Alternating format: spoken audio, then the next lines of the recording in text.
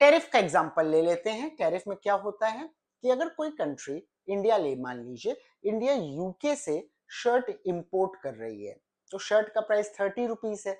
UK के firm ने या मान लेते हैं to make it more convenient 100 rupees price मान लेते हैं, तो शर्ट का प्राइस 100 रुपीज है। अब इंडिया ने ये शर्ट इंपोर्ट करी, ठीक है, यूके के सेलर्स ने इस शर्ट को इंडिया में एक्सपोर्ट कर दिया, पर इंडिया में भी बहुत सारी फर्म्स हैं जो कि शर्ट मैन्युफैक्चर करती हैं।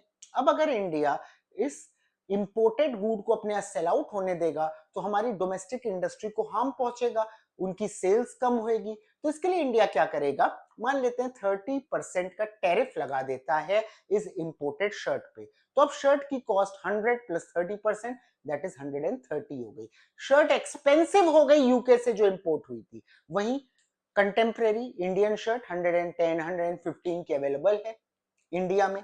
तो अब इंडियन कंज्यूमर्स क्या करेंगे, वो इस फॉरेन गुड की जगह इंडियन शर्ट को प्रेफर करेंगे।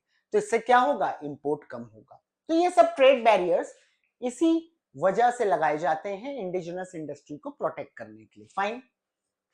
और ये फर्म अपने प्रोडक्ट को फॉरेन मार्केट में भी एक्सपोर्ट कर सकती है, लेकिन अगर फॉरेन मार्केट में एक्सपोर्ट करेगी तो जैसा मैंने आपको बताया उसे ट्रांसपोर्टेशन कॉस्ट बेयर करना पड़ेगा शिपमेंट वगैरह का, प्लस उसे ट्रेड बैरियर्स भी झेलने पड़ेंगे, जिसकी वजह से उसका प्रोडक्ट एक्सपेंसिव हो जाएगा और फॉरेन मार्केट में उसका प्रोडक्ट सेल आउट नहीं होगा।